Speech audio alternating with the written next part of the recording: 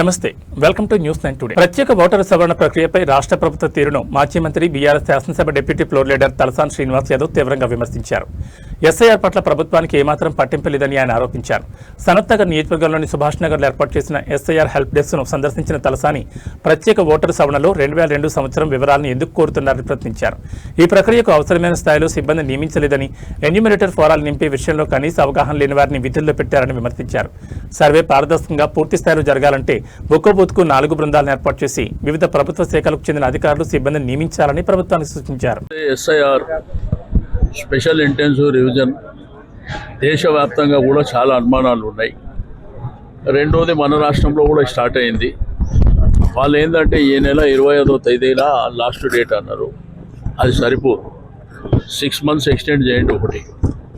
రెండో నా ప్రధానమైనటువంటి డిమాండ్ ఏంటంటే మీరు ఎవరినైతే ఇచ్చినటువంటి అధికారులు ఉన్నారో ఆ మ్యాన్ పవర్ ప్రాపర్గా లేరు.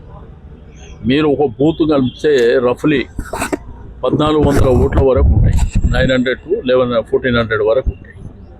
కానీ ఒక్క బిఎల్ఓ చేసే పని కాదు. రెండోది దాంట్లో షిఫ్టింగ్ ఉన్నాయి. 2002లో ఎవరు ఉన్నారు అనేటువంటి వివరాలు మీరు అడుగుతున్నారు.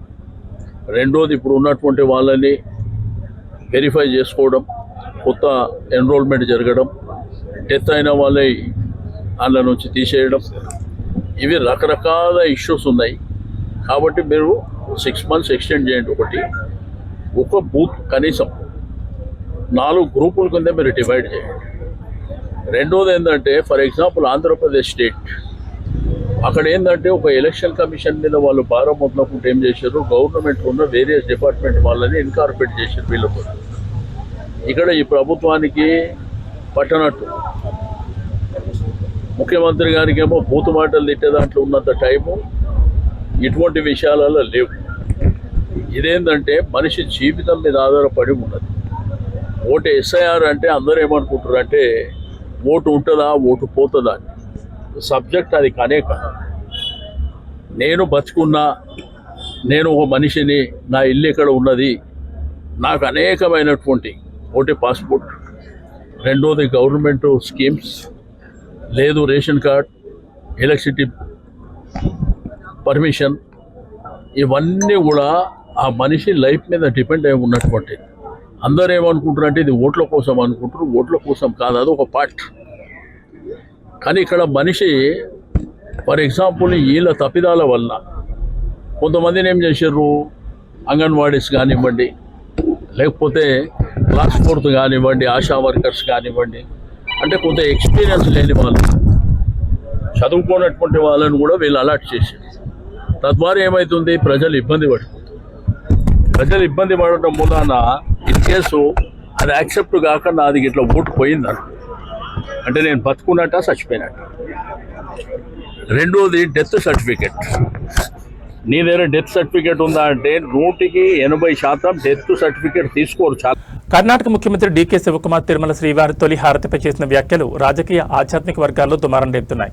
కర్ణాటక ప్రజాప్రతినిధులు ప్రముఖులకు తిరుమలలో తొలి హారతి అవకాశం కల్పిస్తామంటూ ఆయన చేసిన వ్యాఖ్యలను తిరుమల తిరుపతి దేవస్థానం బోర్డు సభ్యులు తీవ్రంగా ఖండిస్తున్నారు. టీటీడీ బోర్డు సభ్యుడు భానుప్రకాష్ రెడ్డి స్పందిస్తూ శ్రీవారి ఆలయంలో సంప్రదాయాలు, ఆగమ శాస్త్రాల ప్రకారమే అన్ని కార్యక్రమాలు జరుగుతాయని, ఎవరి ఇష్టానుసారం వాటిలో మార్పులు చేయడం సాధ్యం కాదన్నారు. డీకే శివకుమార్ అవగాహన లేకుండా మాట్లాడుతున్నారని, తిరుమల ఆలయ నిబంధనలను ఆయనకు పంపిస్తామని, అవసరమైతే వాటిని చదివి తెలుసుకోవచ్చని వ్యాఖ్యానించారు. కర్ణాటక ముఖ్యమంత్రి డీకే శివకుమార్ గారు నిన్న ఒక స్టేట్మెంట్ ఇచ్చారు. తిరుమలలో నిత్య హారతుల్లో ఎమ్మెల్యేలని, మంత్రుల్ని, ఇంకా అధికారుల్ని నేను దాంట్లో దర్శనం కలిగించే భాగ్యం కల్పిస్తామని చెప్పి. అయ్యా, ఇది మైసూర్ మహారాజుకి ఇచ్చినటువంటి గౌరవార్థం, రాజకీయ నాయకుల కోసం కాదు. అది ముఖ్యంగా మీరు గుర్తుపెట్టుకోవాలి. దీన్ని రాజకీయ క్షేత్రంగా చేయొద్దండి డీకే శివకుమార్ గారు. ఇది ఇక్కడున్నటువంటి సాంప్రదాయాలు ఆ రోజు మైసూర్ మహారాజుకి గౌరవార్థం ఇచ్చినటువంటి సాంప్రదాయాలు. ఇదేదో రాజకీయ నాయకుల్ని మెప్పించడానికి వాళ్ళని మీరు ఇలా వెనకేసుకురావడం ఇది మంచిది కాదు. ఖచ్చితంగా రేపు జరగబో ధర్మకర్తల మండలి సమావేశంలో దీని మీద నేను చర్చిస్తాను. ఖచ్చితంగా ఇలాంటి సాంప్రదాయాల్ని తిరుమల తిరుపతి దేవస్థానాలు ఒప్పుకునే ప్రసక్తే లేదు. ఇది ఆధ్యాత్మిక క్షేత్రం, డీకే శివకుమార్ క్షేత్రం కాదు. తిరుమల తిరుపతి దేవస్థానాలు డీకే శివకుమార్ చెప్పినట్టు వినే ప్రసక్తి లేదు ఇక్కడ మాకు.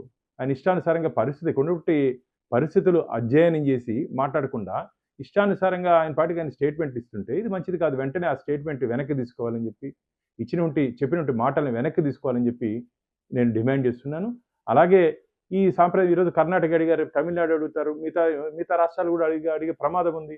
కాబట్టి ఎట్టి పరిస్థితుల్లోనూ ఇక్కడ నుండి సాంప్రదాయాల్ని మేము డీవియేట్ చేసే ప్రసక్తే లేదు. ఇక్కడ నుండి సాంప్రదాయాల్ని మేము దాన్ని అలాగే కొనసాగిస్తూ ముందుకు పోతామే తప్ప ఈ వ్యక్తిగత అజెండా తీసుకొని వచ్చి ఇక్కడ రాజకీయ అజెండా తీసుకొని వచ్చి ధార్మిక క్షేత్రాన్ని రాజకీయ పునరావాస కేంద్రంగా మార్చకండి. తిరుమల తిరుపతి దేవస్థానాన్ని రాజకీయ పునరావాస కేంద్రంగా మార్చకండి. మీ పార్టీ వాళ్ళని మెప్పించడానికి, మీ పార్టీలో పనిచేసే నాయకుల్ని మెప్పించడానికి మీరు కావంటే మీ ఊర్లో ఏదైనా గుడి కట్టుకొని దానికి తిప్పించుకోండి, మాకేం అభ్యంతరం లేదు. తిరుమల తిరుపతి దేవస్థానాల్లో ఇటువంటి సాంప్రదాయాల్ని కాపాడుకోవాల్సిన నైతిక బాధ్యత మనందరి మీద ఉంది. కాబట్టి మీరు ఇచ్చినటువంటి స్టేట్మెంట్ వెంటనే వెనక్కి తీసుకోవాల్సిందిగా నేను డిమాండ్ చేస్తున్నాను. ప్రముఖ నాయకులు మాజీ మంత్రి ముద్రగడ పద్మనాభం మృతి పట్ల రాజకీయ ప్రముఖులు సంతాపం వ్యక్తం చేస్తున్నారు. బీజేపీ సీనియర్ నాయకుడు సోమవీర్రాజు ముద్రగడకు భావపూర్వక నివాళులర్పించారు. ఉమ్మడి ఆంధ్రప్రదేశ్ రాజకీయాల్లో, ముఖ్యంగా తూర్పుగోదావరి జిల్లా రాజకీయాల్లో తనదైన ముద్ర వేసుకున్న సీనియర్ నాయకుడిగా ముద్రగడ పద్మనాభం సేవలను ఆయన గుర్తు చేశారు. ఎమ్మెల్యేగా, మంత్రిగా, ఎంపీగా ప్రజలకు విశేష సేవలు అందించారని కొనియాడారు. విలువలతో కూడిన రాజకీయాలు చేస్తూ నమ్మిన సిద్ధాంతం కోసం, తన సామాజిక వర్గ సంక్షేమం కోసం ముద్రగడ చేసిన ఉద్యమాలు చిరస్మరణీయమని పేర్కొన్నారు. ఆయన మరణం రాష్ట్ర రాజకీయాలతో పాటు కాపు సమాజానికి తీరని లోటని ఆవేదన వ్యక్తం చేశారు. ముద్రగడ ఆత్మకు శాంతి చేకూరాలని ప్రార్థిస్తూ వారి కుటుంబ సభ్యులకు, అభిమానులకు ప్రగాఢ సానుభూతిని తెలిపారు.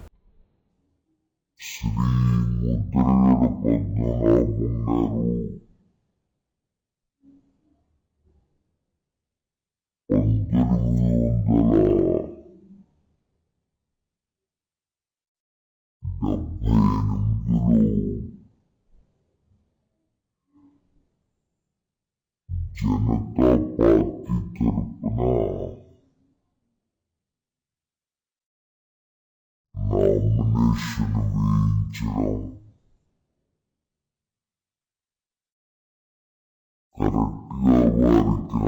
వేయించడం కరెక్ట్గా వారికి ఆ రోజుకి 20 సంవత్సరాలు పూర్తి కావడం, ఆ విధంగా రాజకీయాల్లో ప్రవేశించిన అనంతరం వారు కాంగ్రెస్ పార్టీలో చేరడం,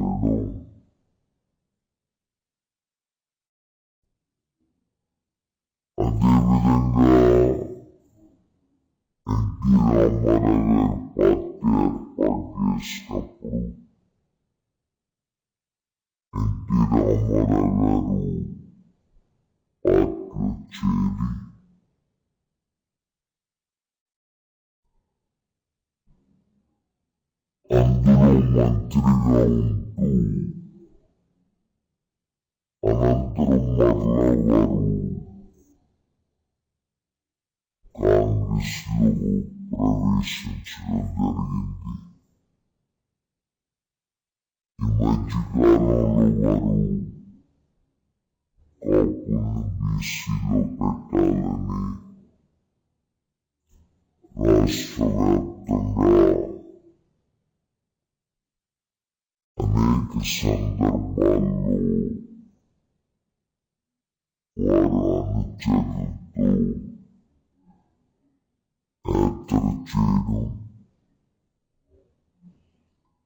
యాత్ర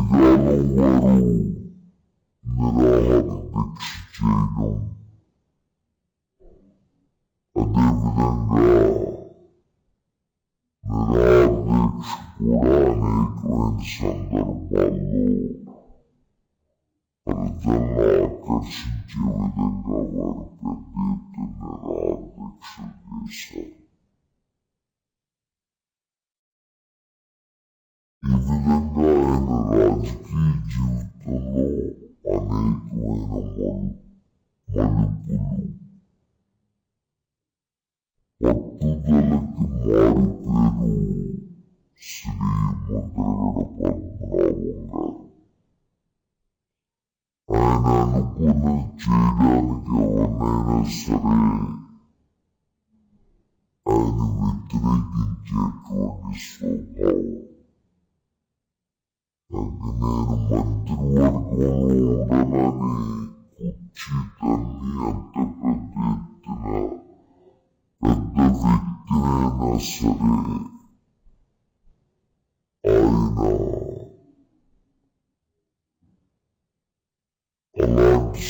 భావాన్ని ప్రదర్శించే వ్యక్తి. వారికి ఫోన్ చేయడానికి అవకాశం లేకపోతే ఫోన్ ప్లగ్ను కూడా తీసి ఎవరితోనూ కూడా మాట్లాడకుండా మౌనంగా ఉండిపోయేటువంటి స్వభావం. రాష్ట్రంలోని మహిళా శిశు సంక్షేమ కార్యక్రమాల అమలుపై మంత్రి సీతక్క కీలక సమీక్ష నిర్వహించారు. సచివాలయంలో జిల్లా మహిళా శిశు సంక్షేమ శాఖ అధికారులతో సమావేశమైన మంత్రి అభివృద్ధి సంక్షేమ కార్యక్రమాల పురోగతిని జిల్లాల వారీగా పరిశీలించారు. అంగన్వాడీ కేంద్రాల్లో గుడ్లు పప్పు సరఫరాపై ప్రత్యేక దృష్టి పెట్టాలని, కొత్త భవనాల నిర్మాణ పనులను వేగవంతం చేయాలని అధికారులను ఆదేశించారు.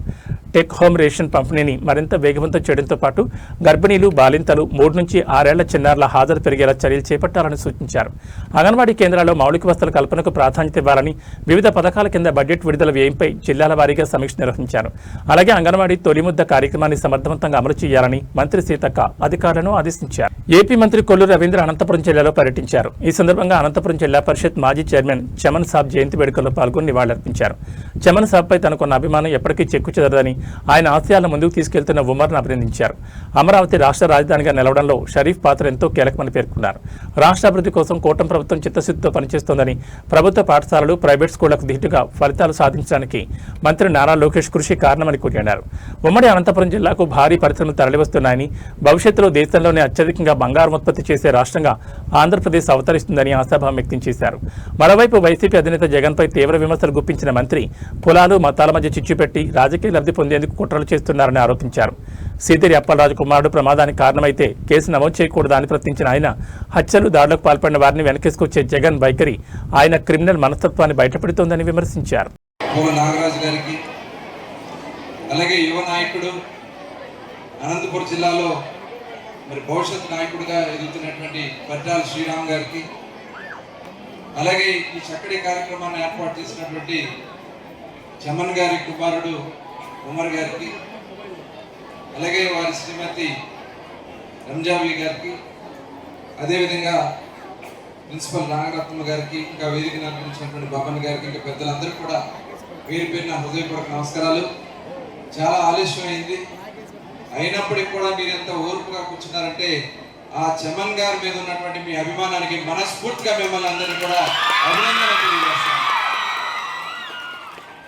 ఎందుకంటే ఆయన చమన్ గారు మరి ఆయన చేసినటువంటి పోరాటాల గురించి అన్ని కూడా చెప్పారు. అన్నిటికన్నా మించి ఒక మానవత్వం ఉన్నటువంటి వ్యక్తి చమన్ గారు. ఎందుకంటే తమ్ముడు ఉమర్ నాకు ఫోన్ చేసి మీరు రావాలని చెప్పారు, నేను వస్తాను ఖచ్చితంగా. అలా కాబట్టి మళ్ళీ తను స్వయంగా కూడా రావడం జరిగింది. ఎందుకు వచ్చారు కదా, నేను వస్తాను, మా బాధ్యత, నేను ఇక్కడ రావడం నా అదృష్టంగా నేను భావిస్తాను. ఉమర్ గారు పిలిచిన దానికి చమన్ గారి కార్యక్రమంలో పాల్గొనడం అదృష్టంగా నేను భావిస్తాను అని చెప్పి తెలియజేస్తాను. చాలా సంతోషం. ఆయన ఆశయాలు కానీ, ఒక లీడర్గా, నాయకుడిగా, ముఖ్యంగా బడుగు బలహీన వర్గాన్ని ప్రోత్సహించే నాయకుడిగా ఆయన చేసినటువంటి స్ఫూర్తి కానీ, నిజంగా పరిటాల రవీంద్ర గారి హత్య తర్వాత ఆయన్ని పూర్తిగా అజ్ఞాతంలోకి వెళ్ళిపోయారు.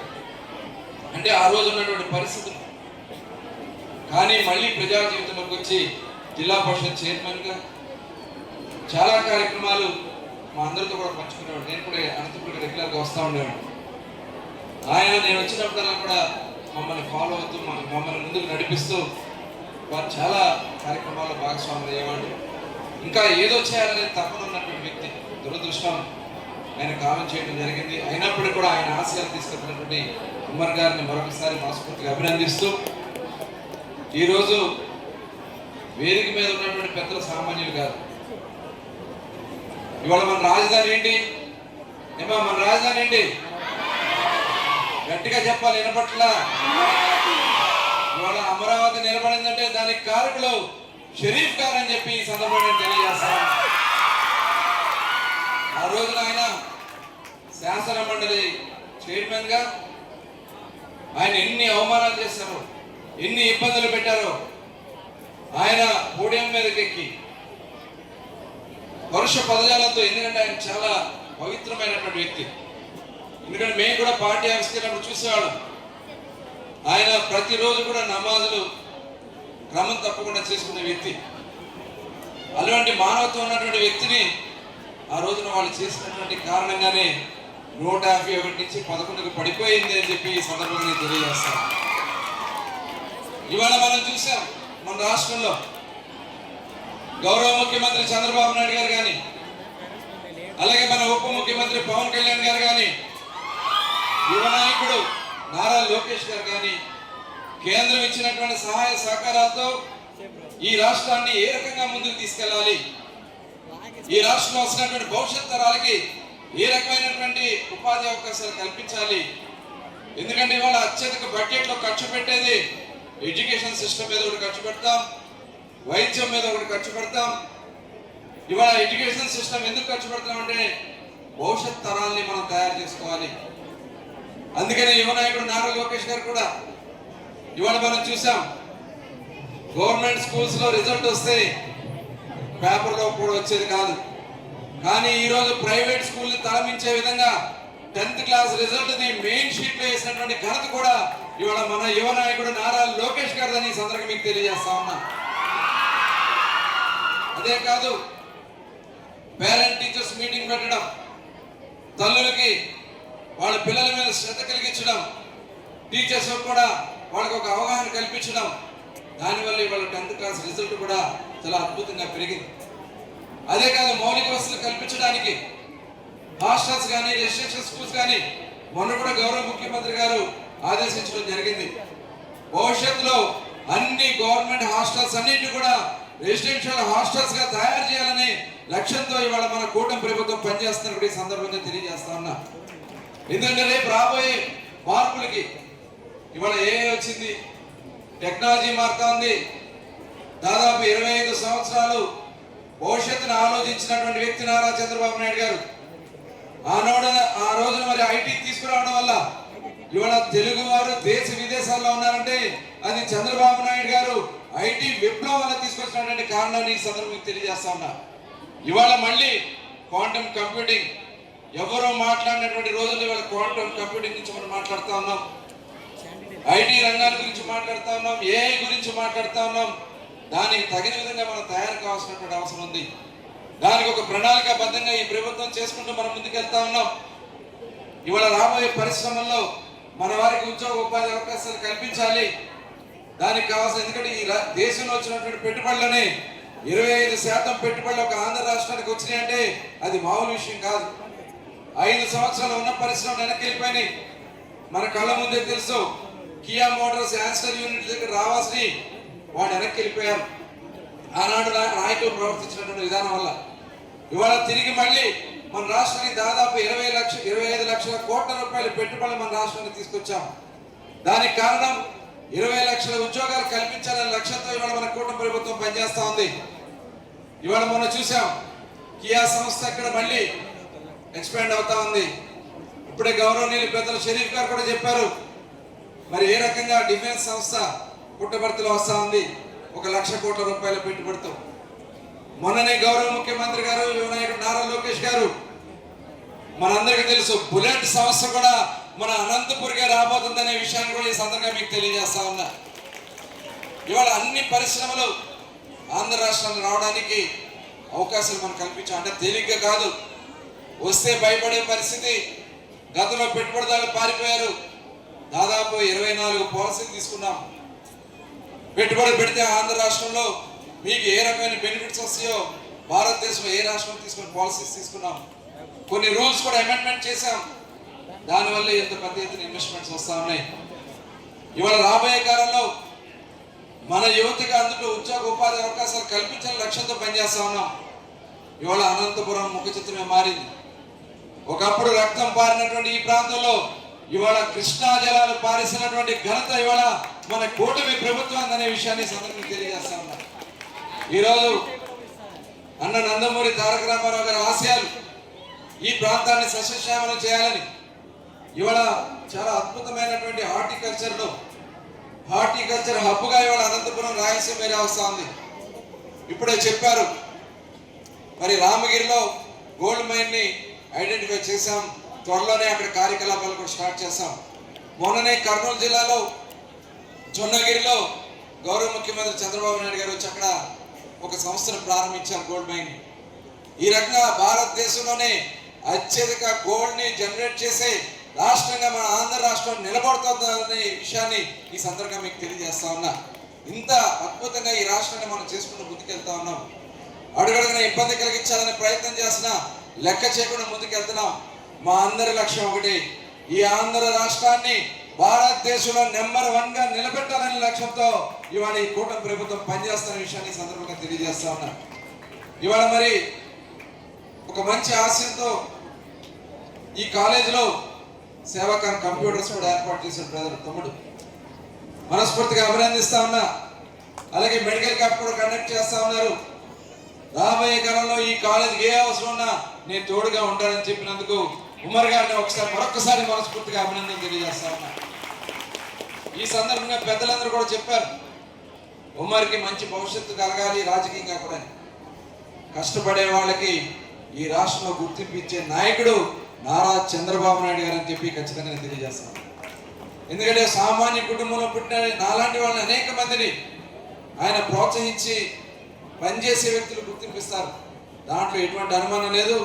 ఖచ్చితంగా ఏ రకంగా అయితే పరిటాల రవీంద్ర గారు, చమన్ గారు నడిచారో భవిష్యత్తులో పరిటాల శ్రీరామ్, ఉమర్ కూడా కలిసి ఈ జిల్లాలో కలిసి పనిచేస్తారని మనస్ఫూర్తిగా తెలియజేస్తూ వారికి అన్ని రకాలుగా యువ నాయకుడు నారా లోకేష్ గారి సపోర్ట్ ఉంటుంది, పెద్దలుగా అందరి సపోర్ట్ కూడా తప్పకుండా వాళ్ళకు ఉంటుందని చెప్పి పైనుంచి వారి ఆశీర్వచనం కూడా ఉంటాయని చెప్పి మరొకసారి తెలియజేసుకుంటూ ఈ కార్యక్రమంలో పాల్గొనే అవకాశం కల్పించినందుకు మరొకసారి మరి ఉమర్ గారికి వారి కుటుంబ సభ్యులకి ధన్యవాదాలు తెలియజేసుకుంటూ సెలవు తీసుకుంటాం. మహబూబ్ నగర్ జిల్లా దివిటిపల్లిలో అమర్రాజా అత్యాధునిక బ్యాటరీ తయారీ యూనిట్ను ముఖ్యమంత్రి రేవంత్ రెడ్డి సందర్శించారు. ఈ సందర్భంగా నిర్వహించిన సభలో మాట్లాడిన సీఎం అమర్రాజా దేశంలోనే అగ్రగామి సంస్థగా ఎదిగిందని, చైనా, జపాన్, జర్మనీ, కొరియా వంటి దేశాలతో పోటీ పడే స్థాయిలో ఈవీ రంగంలో ముందుకు సాగుతుందని కొనియాడారు. రాష్ట్ర ప్రభుత్వం పరిశ్రమలకు పూర్తి అనుకూల వాతావరణం కల్పిస్తోందని, గత ప్రభుత్వాల మంచి పారిశ్రామిక విధానాలను మరింత మెరుగుపరుస్తూ అమలు చేస్తున్నామని తెలిపారు. తెలంగాణ రైజింగ్ 2047 లక్ష్యంతో పరిశ్రమలు, పర్యాటకం, ఆరోగ్యం తదితర రంగాల్లో కొత్త విధానాలు అమలు చేస్తున్నామని, దేశ జీడీపీలో తెలంగాణ వాటాను 5% నుంచి 10% పెంచడమే లక్ష్యమని స్పష్టం చేశారు. 2034 నాటికి తెలంగాణను $1 ట్రిలియన్ ఆర్థిక వ్యవస్థగా తీర్చిదిద్దడమే ప్రభుత్వ ధ్యేయమని పేర్కొన్నారు. మహబూబ్ నగర్ జిల్లాను పారిశ్రామిక, విద్య, సాగునీటి రంగాల్లో ఆదర్శ జిల్లాగా అభివృద్ధి చేస్తున్నామని, పాలమూరు, రంగారెడ్డి ఎత్తిపోతలతో పాటు డిండి ప్రాజెక్టుకు నీటి కేటాయింపులపై పొరుగు రాష్ట్రంతో చర్చలు కొనసాగుతున్నాయని తెలిపారు. అమర్రాజా సంస్థకు భూములిచ్చిన స్థానిక రైతుల కుటుంబాలకు ఉద్యోగాల్లో ప్రాధాన్యత ఇవ్వాలని సంస్థ యాజమాన్యాన్ని కోరారు. New Energy Park 32 gigabyte energy battery ఉత్పత్తి చేసే సంస్థని ఈరోజు ప్రారంభించడానికి తెలంగాణ రాష్ట్ర ప్రభుత్వం తరఫున ముఖ్యమంత్రిగా నన్ను, పరిశ్రమల శాఖ మంత్రిగా శ్రీధర్ బాబు గారిని, జిల్లా మంత్రులు వాకిటి శ్రీహరి గారిని, జూపల్లి కృష్ణారావు గారిని, మిత్రులందరిని ఆహ్వానించి ఇంత మంచి కార్యక్రమాన్ని ఏర్పాటు చేసిన అమర్రాజా సంస్థకు సంబంధించిన ప్రతినిధులు, యువ మిత్రులు Vikramaditya, chairman and managing director Galla Jayadev, Amara Raja team ఒక అద్భుతమైన పరిశ్రమను ఇక్కడ దివిటిపల్లిలో ఆవిష్కరించి స్థానిక పార్లమెంట్ సభ్యులు శ్రీమతి డికే అరుణ గారిని, నాగర్ కర్నూలు పార్లమెంట్ సభ్యులు డాక్టర్ మల్లు రవి గారిని, స్థానిక శాసన సభ్యులు మిత్రులు ఎన్ఎం శ్రీనివాసరెడ్డి గారిని, దేవరకద్ర శాసనసభ్యులు మిత్రులు మధుసూదన్ రెడ్డి గారిని, నాగర్ కర్నూలు శాసనసభ్యులు డాక్టర్ రాజేష్ రెడ్డి గారిని, అచ్చంపేట శాసనసభ్యులు డాక్టర్ వంశీకృష్ణ గారిని, అదేవిధంగా షాద్నగర్ శాసనసభ్యులు ఈర్లపల్లి శంకర్ గారిని, ప్రభుత్వ అధికారులు, స్థానిక సంస్థల ప్రజాప్రతినిధులు, మహబూబ్నగర్ మున్సిపల్ మేయర్, కార్పొరేటర్లు, ఇతర సర్పంచులందరినీ ఆహ్వానించి పాలమూరు జిల్లాలో నూతనంగా పరిశ్రమను ఏర్పాటు చేసి స్థానిక నిరుద్యోగ యువకులకు ఉద్యోగ ఉపాధి అవకాశాలు కల్పించడానికి ప్రయత్నం చేస్తున్న అమరరాజ యాజమాన్యాన్ని మనస్ఫూర్తిగా నేను అభినందిస్తున్నాను.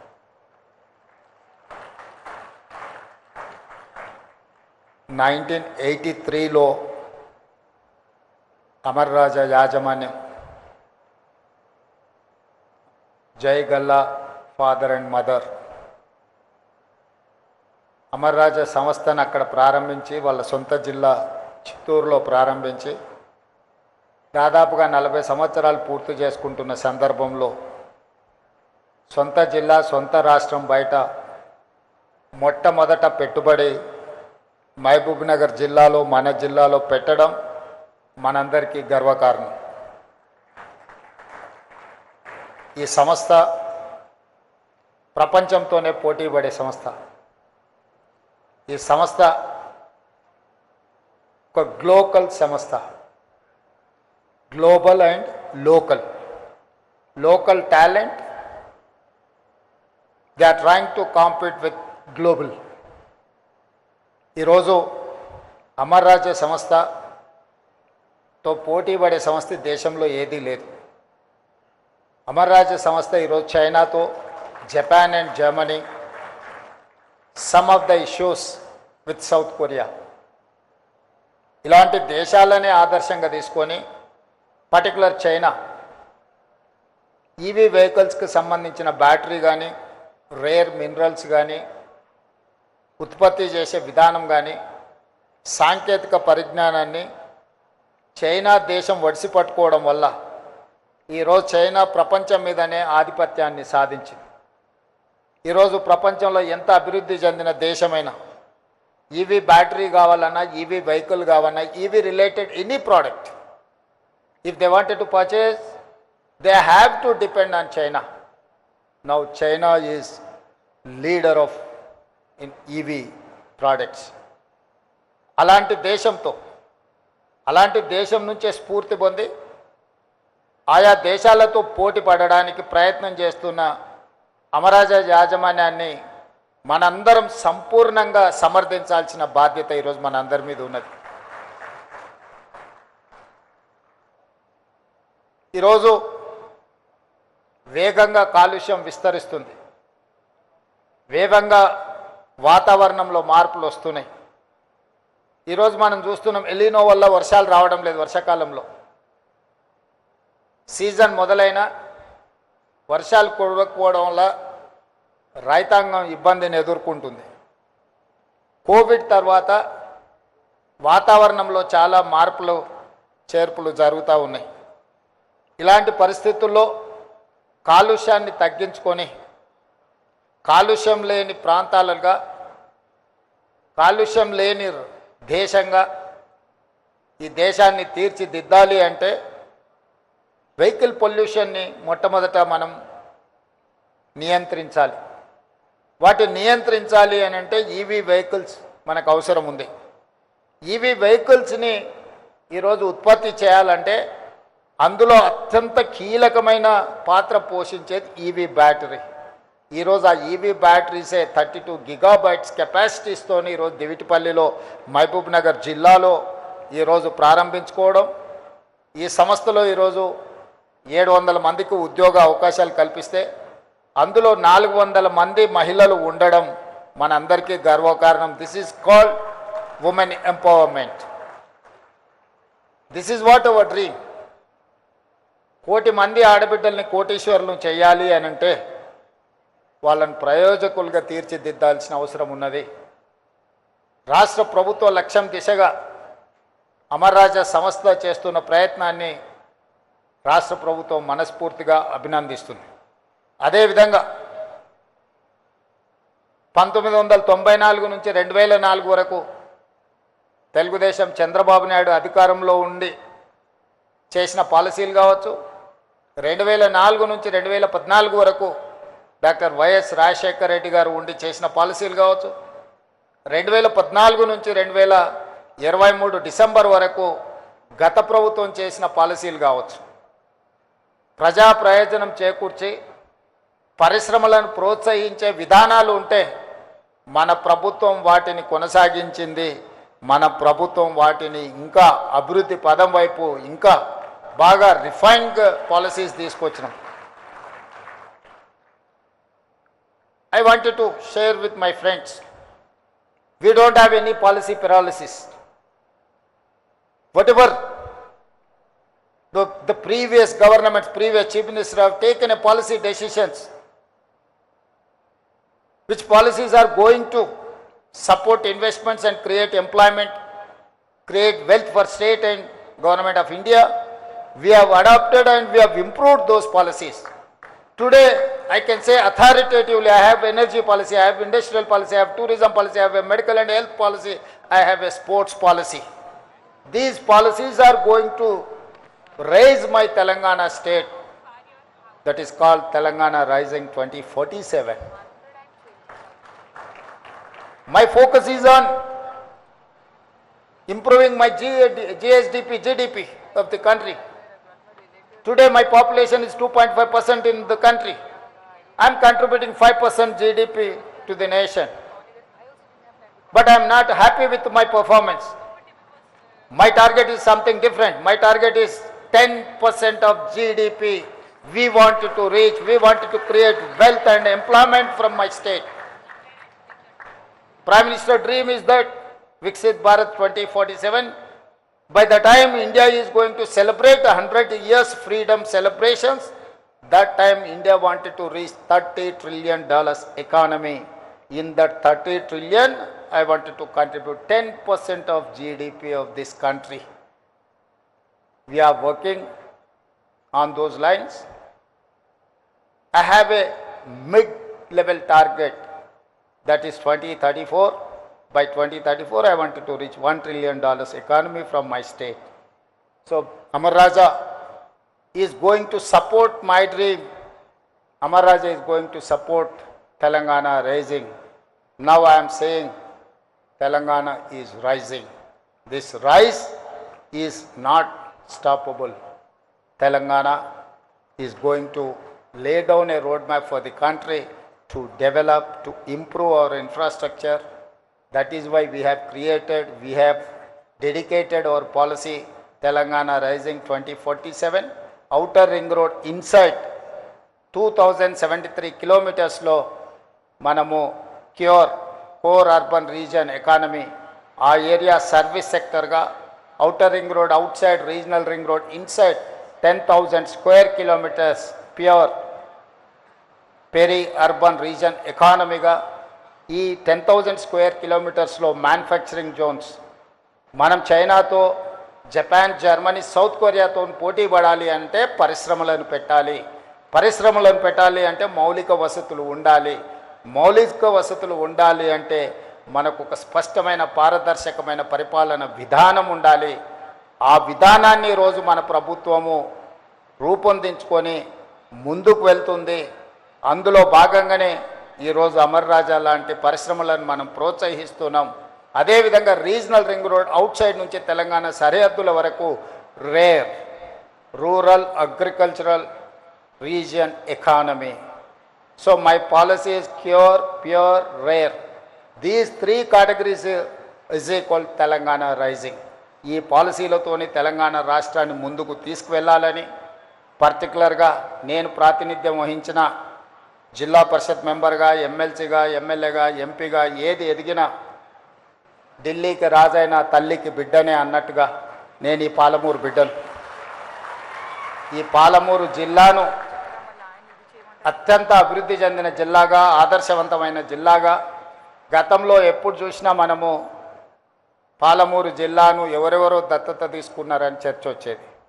ఈరోజు మనమే ఇతర జిల్లాలను దత్తత తీసుకునే స్థాయిలో మనం ఉన్నాము. ఇది మన జిల్లాకు గర్వకారణము. అందుకే ఈ జిల్లాను మొదటి ప్రాధాన్యత కింద education, irrigation and industrial policies, these 3 are my top priorities.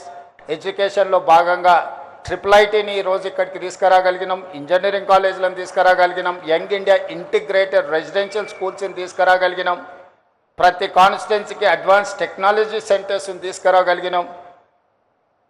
ప్రపంచంలో వేగంగా మారుతున్న పరిణామాలతోనే ఐటీ ఉద్యోగాలు వైట్ కాలర్ జాబ్స్పై లక్షలాది మంది నిరుద్యోగులకు మారుతుంటే ఈరోజు బ్లూ కాలర్ జాబ్లను క్రియేట్ చేయడానికి మన ప్రభుత్వం పనిచేస్తుంది. ఆ బ్లూ కాలర్ జాబ్లను క్రియేట్ చేయాలంటే ఏటీసీలు, స్కిల్ యూనివర్సిటీలు, పాలిటెక్నిక్ కాలేజీలు, ఇందులో విద్యార్థులు చదువుకోవడానికి అవసరమైన మౌలిక వసతులను ఏర్పాటు చేయాలి. అదేవిధంగా ఇరిగేషన్లో రాణించాలి అనంటే కల్వకుర్తి, భీమా, నెట్టంపాడు, కోయిల్సాగర్, పాలమూరు, రంగారెడ్డి, అదేవిధంగా ఈరోజు ఆర్డిఎస్ ప్రాజెక్టులను పూర్తి చేసుకోవడానికి, సమస్యల్ని పరిష్కరించుకోవడానికి పక్క రాష్ట్రంతో కూడా చర్చలు చేస్తున్నాం. తొందరలోనే ఈ జిల్లా రైతాంగానికి శుభవార్త వినిపించబోతున్నాం. పాలమూరు, రంగారెడ్డి ఎత్తిపోతలకు సంబంధించి 90 టీఎంసీల నీటి కేటాయింపులకు సంబంధించి కేంద్ర ప్రభుత్వాన్ని, ఆంధ్రప్రదేశ్ ప్రభుత్వాన్ని ఒప్పించి అనుమతులు సాధించే దిశగా మనం ముందుకు వెళ్తున్నాం. డిండి ప్రాజెక్టుకు సంబంధించిన 30 టీఎంసీల నీటి కేటాయింపులకు సంబంధించి కూడా సంప్రదింపులు జరుగుతున్నాయి. తొందరలోనే కృష్ణానది పరివాహక ప్రాంతంలో నిర్మాణ దశలో ఉన్న డిండి ప్రాజెక్టు, పాలమూరు, రంగారెడ్డి ఎత్తిపోతల ప్రాజెక్టులకు సంపూర్ణమైన అనుమతులు తీసుకొచ్చి ఈ జిల్లాను సస్యశ్యామలం చేసే బాధ్యత తీసుకొని, అదేవిధంగా పరిశ్రమలకు కూడా అనుకూలమైన వాతావరణాన్ని సృష్టించి పరిశ్రమలను, పెట్టుబడులను ఆహ్వానించి మన జిల్లా నిరుద్యోగ యువతకు ఉద్యోగ ఉపాధి అవకాశాలు కల్పిస్తాం. నేను జై గల్లా గారిని ఏ విధంగా అయితే మీ జిల్లాలో మొదటి తరం మీ దగ్గర కార్మికులుగా అంటే డ్రైవర్లో లేకపోతే ఆఫీస్ సబ్సర్వెంట్ స్టాఫ్ కింద ఉన్న వాళ్ళ పిల్లలు ఈరోజు ఇంజనీర్లుగా మారినరు. ఆనాడు ఇంజనీర్లుగా మీ సంస్థల్లో పనిచేసిన వాళ్ళ పిల్లలు ఈరోజు విదేశాలలో రాణిస్తున్నారు. అదేవిధంగా ఈ పాలమూరు జిల్లాలో చాలామంది రైతులు మీకు భూములు ఇచ్చిండ్రు. ఈ ప్రాంత పేదలు వాళ్ళ పిల్లల్ని చదివించుకుంటున్నారు. వీలైనంత మేరకు అత్యధిక ఉద్యోగాలు ఈ ప్రాంత యువకులకు ఇవ్వండి. ఈ జిల్లా ప్రజలది కష్టపడే స్వభావం, చిన్న సహాయం చేసిన జీవితకాలం గుర్తుపెట్టుకునే మనస్తత్వం. తప్పకుండా ఈ జిల్లా మీ పరిశ్రమ అభివృద్ధికి సంపూర్ణంగా సహకరిస్తుంది. వాళ్ళని హక్కున చేర్చుకొని వాళ్ళకు నైపుణ్యాన్ని నేర్పించి వాళ్ళకు ఉద్యోగ ఉపాధి అవకాశాలు కల్పిస్తారని సంపూర్ణమైన విశ్వాసం నాకు ఉన్నది. నేను ఎమ్మెల్యేగా ఉన్నప్పుడు మీ మదర్ R&B మినిస్టర్గా చాలా రోడ్లు నా నియోజకవర్గ అభివృద్ధికి సహకరించిండ్రు. దాంతో నాకు రెండోసారి ఎమ్మెల్యేగా గెలవడానికి బాగా ఉపయోగపడ్డాయి ఆ రోడ్లు. కాబట్టి మీ కుటుంబంతో నాకున్న పరిచయం, అదేవిధంగా నూతనంగా ఏర్పడ్డ బంధుత్వం, Vikram Aditya has to take responsibility. You are not only relative to Jai Galla, you are relative to me. You have to take care of this district interest. Thank you.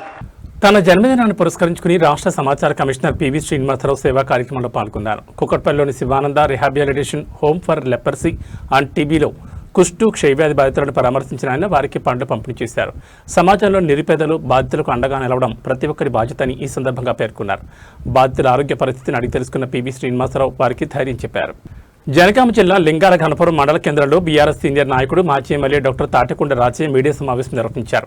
ఈ సందర్భంగా పార్టీ కార్యక్రమాలు, ప్రస్తుత రాజకీయ పరిణామాలపై ఆయన తన అభిప్రాయాలు వెల్లడించారు. సమావేశంలో పార్టీ బీఏఎల్ ఇన్ఛార్జీలు, క్లస్టర్ ఇన్ఛార్జీలు, మండల సమన్వయ సభ్యులు, ముఖ్య నాయకులు, ప్రజాప్రతినిధులు, కార్యకర్తలు పెద్ద సంఖ్యలో పాల్గొన్నారు.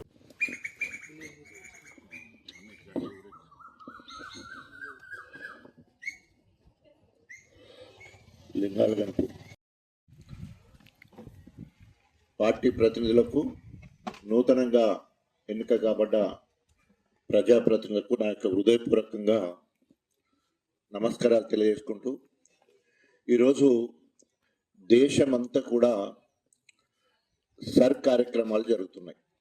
అందరికీ అవగాహన వచ్చింది. Special intensive revision of voters, ఇది ప్రతి 20 సంవత్సరాలకు ఒకసారి జరుగుద్ది. 2002లో మనకు పూర్తి అవగాహన లేని రోజులలో ఆ రోజు జరిగింది. మళ్ళీ 2022లో జరగాల్సి ఉండే, కానీ కరోనా వల్ల మనకు అది జరగలేదు.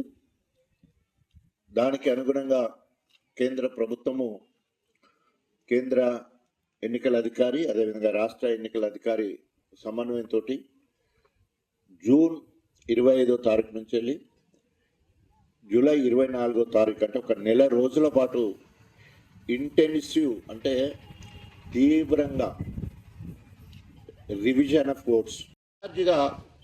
నేను బీఆర్ఎస్ శ్రేణులకు, అదేవిధంగా ప్రత్యేకంగా బిఎల్ఏలకు ఏజెంట్లకి అఫీషియల్గా BLA1 BLO తోటి అఫీషియల్గా తిరిగే అవకాశం ఉంది. వారికి సంబంధించిన పూర్తి ఇన్ఫర్మేషన్ కూడా మరి పార్టీ పరంగా వారికి ఓటర్ జాబితా ఇవ్వడం జరిగింది. అదేవిధంగా BRO దగ్గర కూడా ఓటర్ జాబితా ఉంటుంది. సో చేయవలసింది ఒక్కటే, మనకు 2 ఫామ్స్ ఇస్తారు. దానికి గోదావరి నదే ఉంది, అది కింది వరకు వెళ్ళిపోతుంది. అది నిండి వెనుకకు వచ్చినప్పుడు భద్రాచలానికి భంగం ఉండే అవకాశం ఉంటుంది. కనీస అవగాహన లేకుండా రేవంత్ రెడ్డి గారు మాట్లాడడం నిజంగా సిగ్గుచేటు. ఈరోజు ఎవరినంటే ఎంత పెద్దవాళ్ళు మాట్లాడితే అంత పెద్దగా క్లస్టర్ కమిటీ సభ్యులు, అదేవిధంగా ఊర్లో ఉన్న BLAతో అక్కడున్న సర్పంచ్ కానీ మాజీ సర్పంచ్ కానీ మన BRS శ్రేణులు తప్పకుండా బూత్లో ఉన్న ప్రతి ఓటర్ను కలవాలని చెప్పేసి విజ్ఞప్తి చేస్తూ సెలవు తీసుకుంటాం. జై తెలంగాణ. సంగారెడ్డి జిల్లా BDL భానూర్ పోలీస్ స్టేషన్ జిల్లా ఎస్పీ పరితోష్ పంకజ్ వార్షిక తనిఖీల్లో భాగంగా సందర్శించారు. స్టేషన్ చేరుకున్న ఎస్పీకి పోలీసులు గౌరవవందన పలక అనంతరం DSPతో కలిసి స్టేషన్ ఆవరణలో మొక్కలు నాటారు. స్టేషన్ పరిసరాల పరిశుభ్రత, సిబ్బంది, బ్యారెక్స్, రికార్డుల నిర్వహణ, కిట్ ఆర్టికల్స్ను పరిశీలించిన ఎస్పీ ప్రతి కేసులో నాణ్యమైన నిష్పక్షపాత దర్యాప్తు జరగాలని, పెండింగ్ మిస్సింగ్ కేసుల పరిష్కారానికి ప్రత్యేక కార్యాచరణ రూపొందించాలని ఆదేశించారు. రోడ్డు ప్రమాదాల నివారణ, సైబర్ నేరాల నియంత్రణకు కమ్యూనిటీ పోలీసింగ్ ద్వారా విస్తృత అవగాహన కార్యక్రమాలు చేపట్టాలని సూచించారు. గ్రామ పోలీసు అధికారులు తమ పరిధిపై పూర్తి అవగాహన కలిగి ఉండడంతో పాటు శాంతి భద్రతల కోసం ముందస్తు సమాచారాన్ని సేకరించాలని తెలిపారు. బానూరు ప్రాంతంలో పరిశ్రమలు, IT ఉద్యోగుల నివాసాలు పెరుగుతున్న నేపథ్యంలో ట్రాఫిక్ నియంత్రణ, ఆస్తి సంబంధిత నేరాల నివారణపై ప్రత్యేక దృష్టి పెట్టాలని ఆదేశించారు. అలాగే సీసీ కెమెరాల ఏర్పాటుపై ప్రజల్లో అవగాహన పెంచాలని సూచించిన ఎస్పీ విధి నిర్వహణలో అంకితభావంతో పనిచేసి పోలీస్ శాఖకు మంచి పేరు తీసుకురావాలని సిబ్బందికి సూచించారు. హైదరాబాద్ బంజారాహిల్స్ లో తెలంగాణ రక్షణ సేన చీఫ్ కల్వకుంట్ల కవితను రాష్ట్రంలోని చిన్న రైస్ మిల్లర్ల ప్రతినిధులు కలిశారు. ఈ సందర్భంగా రైస్ మిల్లర్లు ఎదుర్కొంటున్న సమస్యలపై చర్చించిన కవిత రాష్ట్ర ప్రభుత్వం చిన్న రైస్ మిల్లర్ల పట్ల వివక్ష చూపుతోందని ఆరోపించారు. వేల కోట్ల రూపాయల బకాయిలున్న పెద్ద రైస్ మిల్లర్లపై చర్యలు తీసుకోకుండా చిన్న మిల్లర్లపై కేసులు నమోదు చేసి వేధిస్తున్నారని విమర్శించారు. రైతుల నుంచి ధాన్యం కొనుగోలు, తరుగు, బియ్యం విక్రయాల్లో అవకతవకలు జరిగాయని ఆరోపించిన ఆమె చిన్న రైస్ మిల్లర్లకు 1 టైం సెటిల్మెంట్ అవకాశం కల్పించాలని డిమాండ్ చేశారు. PDS వ్యవస్థను పారదర్శకంగా నిర్వహించి ప్రజలకు నాణ్యమైన బియ్యం అందించాలని ప్రభుత్వాన్ని కోరారు. చిన్న రైస్ మిల్లర్లకు తెలంగాణ రక్షణ సేన అండగా ఉంటుందని కల్వకుంట్ల కవిత స్పష్టం చేశారు. జై తెలంగాణ. అందరికీ నమస్కారం. మొన్నటిదాకా మనం చూసినాం, రైతులు కల్లాలలో వడ్లు కొంటలేరని చాలా పెద్ద ఎత్తున ఇబ్బంది పడ్డటువంటి పరిస్థితి. మనందరం కూడా రైతులకు సహాయం చేద్దామని వడ్లు కొనాలని డిమాండ్ చేసినాం.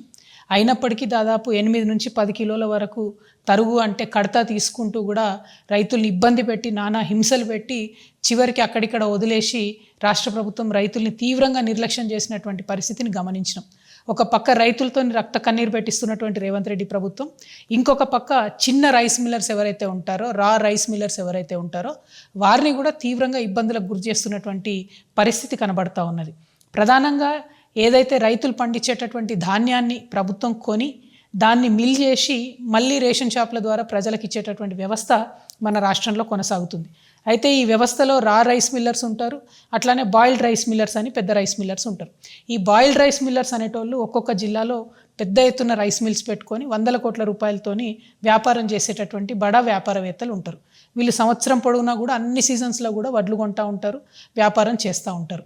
ఇప్పుడున్నటువంటి రేవంత్ రెడ్డి గారి ప్రభుత్వం ఈ పెద్ద రైస్ మిల్లర్స్ ఎవరైతే ఉంటారో, 100 కోట్లలో వ్యాపారం చేసేటటువంటి రైస్ మిల్లర్స్ ఎవరైతే ఉంటారో వారు ప్రభుత్వానికి దాదాపుగా 4,000 కోట్ల రూపాయలు బాకీ ఉన్నా కూడా వారి వైపు వెళ్ళడం లేదు, వారిని అడగడం లేదు.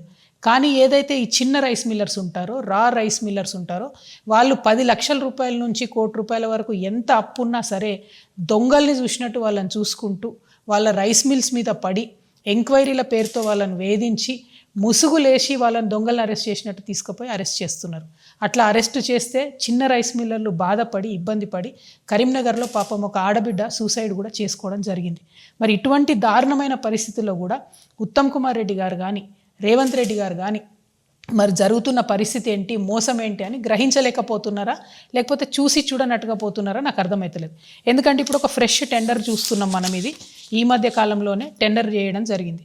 ఇదేంది అంటే కేసీఆర్ గారి ప్రభుత్వం దిగిపోయేటటువంటి సమయంలో గోడౌన్లో ఏదైతే 1,40,000 టన్నుల దొడ్డు బియ్యం ఉన్నదో దానికోసం టెండర్ వేయడం జరిగింది.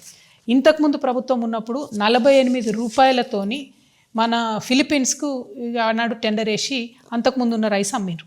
ఇప్పుడున్న ఈ 1,40,000 టన్నుల రైస్ని 21 రూపాయల 70 పైసలకు మాత్రమే టెండర్ తీయడం జరిగింది.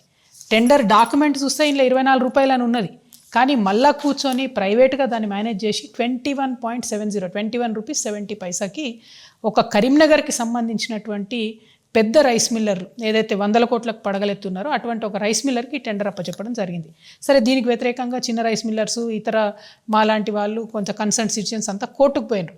ఇప్పుడు కోర్టులో ఈ వ్యవహారం పెండింగ్లో ఉన్నా కూడా 10,000 టన్నుల వరకు కూడా ధాన్యాన్ని ఆల్రెడీ లిఫ్ట్ చేయడం జరిగింది. మరి ఇది ఉత్తమ్ కుమార్ రెడ్డి గారికి తెలిసి జరుగుతుందా, తెలియక జరుగుతుందా?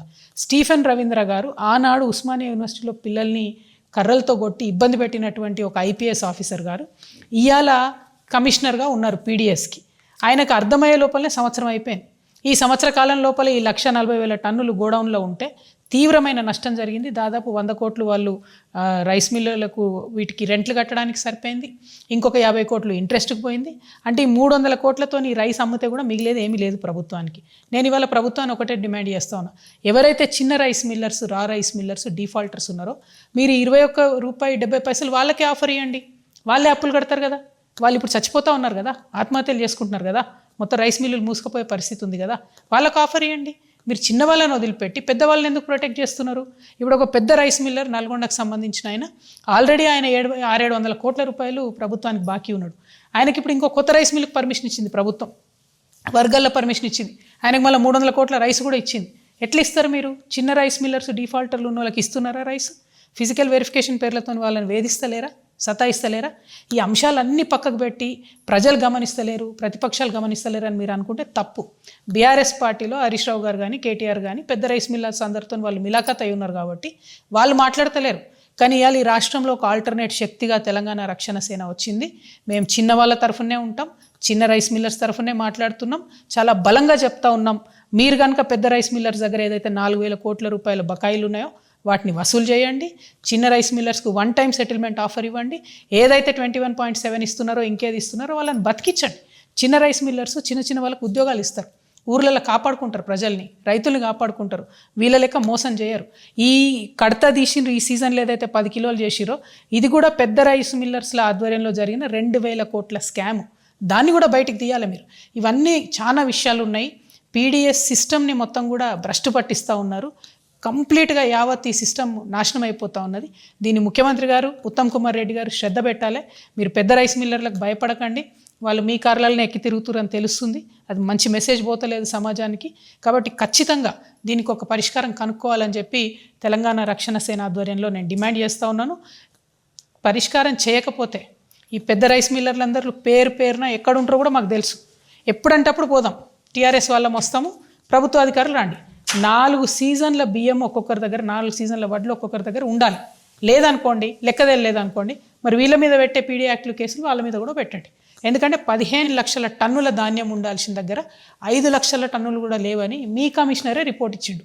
మరి ఛాలెంజ్ చేస్తాను ఉత్తమ్ కుమార్ రెడ్డి గారు, మీరు మినిస్టర్ కదా, మీరు ఎటంటే అటు పోదాం, ఏ జిల్లా కంటే ఆ జిల్లాకు పోదాం, నేను వస్తా, మీరు కూడా రండి. వాళ్ళ దగ్గర కనుక ఆ వడ్లు దొరకపోతే ఏదైతే చిన్న వాళ్ళ మీద, చిన్న రైస్ మిల్లర్స్ మీద కేసులు పెడుతున్నారో పెద్దవాళ్ళ మీద కూడా పెట్టండి. ఒక దళితుడు అండి పాపం, ఆయన రైస్ మిల్ పెట్టుకున్నాడు, ఆయన మీద పీడీ యాక్ట్ పెట్టిరు. మరి మీకు ధైర్యం ఉంటే పెద్దోళ్ళ మీద పెట్టండి. మా నిజామాబాద్లో కూడా ఒక ఆయన ఉన్నాడు, ఇట్లా పెద్ద మనిషి, ఎన్నో ఏళ్ళకెళ్ళి రైస్ మిల్ దాంట్లో ఉన్నాడు, ఆయన కూడా ఇదే మోసం చేస్తున్నాడు. సో ఈ పెద్ద రైస్ మిల్లర్ల దందాను ఇమీడియట్గా ప్రభుత్వం ఆపాలే. ఈ పీడిఎస్ రైస్ ఏదైతుందో ఇప్పటికన్నా మీరు ఫిలిప్పీన్స్కి అమ్మండి. కనీసం అంతకో ఇంతకో ఇప్పుడు తుట్టిపోకుండా గవర్నమెంట్కి నష్టం రాకుండా ఉంటుంది. అల్టిమేట్గా ప్రజల సొమ్ము కాపాడబడాలి, ప్రజలకు మీరు మంచి రైస్ ఇవ్వాలని నేను కోరుతున్నాను. Thank you. జై తెలంగాణ. ఇవి ఈ బులెటిన్ విశేషాలు. చూస్తూనే ఉండండి News 9 టుడే.